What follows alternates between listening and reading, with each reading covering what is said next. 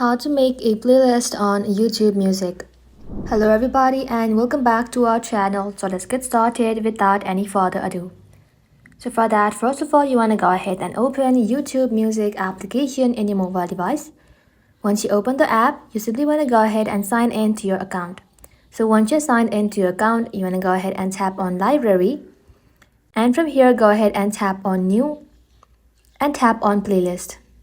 From here, go ahead and name your playlist and then tap on Create. You can even change the privacy to public, private, and unlisted. Go ahead and create it. And just like so, you have successfully created a playlist on YouTube Music. So if you like to add a song, simply tap on Add a Song and then search for the song that you would like to add. Go ahead and tap on the three dot and then tap on Save to Library. And just like so, it will then be added to your playlist. That's simply how you can do it, guys. Thank you all for watching the video till the very end and stay tuned until our next upload.